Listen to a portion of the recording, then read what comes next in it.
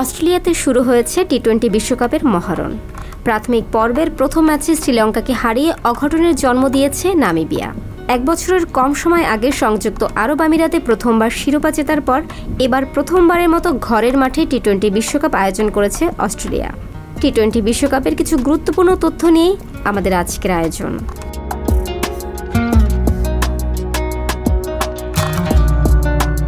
2007 সালে ওয়েস্ট ইন্ডিজে বসেছিল প্রথম টি-20 বিশ্বকাপের আসর। মাত্র 4 জন ক্রিকেটার যারা প্রথম আসরের মতো চলতি আসরেও মাঠে নামবেন। তারা হলেন ভারতের দীনেশ কার্তিক, রোহিত শর্মা, বাংলাদেশ অধিনায়ক সাকিব আল হাসান ও জিম্বাবুয়ের শেন উইলিয়ামসন।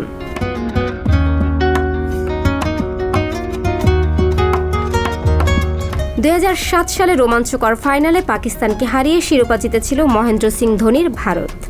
কিন্তু এরপর গত 6 আসরে একবারও ফাইনালের মঞ্চে উঠতে পারেনি তারা। 2009 সালে পাকিস্তান, 2010 সালে ইংল্যান্ড, 2021 সালে অস্ট্রেলিয়া ও 2012 এবং 2016 সালে ক্রিকেটের সংক্ষিপ্ত ফরম্যাটে একমাত্র দল হিসেবে 2 বার এই আসরের শিরোপা জিতেছে ওয়েস্ট ইন্ডিজ।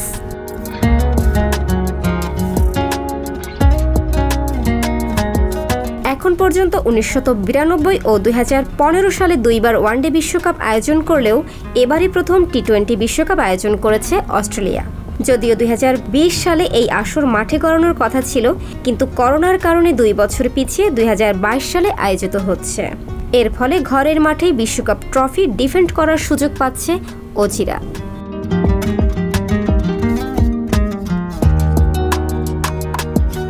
গত আসরের মতো এবারও একই ফরম্যাটে আয়োজিত হয়েছে টি-20 বিশ্বকাপ। 8 দল সরাসরি সুপার 12-এ অংশ নিচ্ছে। গ্রুপ 1-এ রয়েছে অস্ট্রেলিয়া, ইংল্যান্ড, নিউজিল্যান্ড ও আফগানিস্তান।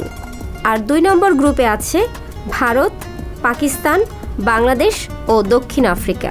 প্রাথমিক পর্বে 2 গ্রুপ থেকে 2 দল করে মোট 4 দল সুপার 12-এ উঠবে, যেখানে গ্রুপ এতে রয়েছে নেদারল্যান্ডস, শ্রীলঙ্কা, সংযুক্ত আরব আমিরাত ও নামিবিয়া। গ্রুপ বিতে আছে আয়ারল্যান্ড, ওয়েস্ট ইন্ডিজ, স্কটল্যান্ড ও জিম্বাবুয়ে।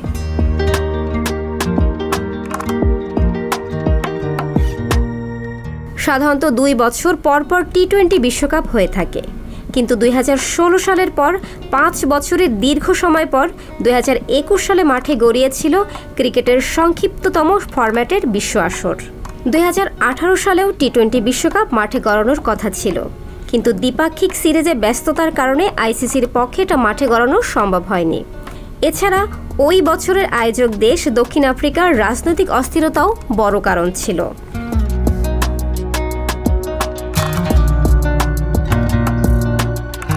বাংলাদেশ অধিনায়ক সাকিব আল হাসানের আন্তর্জাতিক ক্যারিয়ারের বয়স পেরিয়েছে 15 বছর, অথচ এখনও অজিদের মাটিতে টি-20 ম্যাচ খেলা হয়নি তার।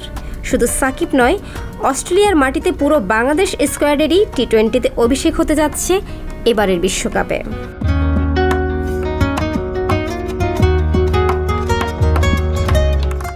সংবাদ, ফিচার ও অনুষ্ঠানের জন্য ভিজিট করুন সংবাদ প্রকাশের ওয়েবসাইট এবং যুক্ত থাকুন ফেসবুক পেজ ও ইউটিউব চ্যানেলের সঙ্গে।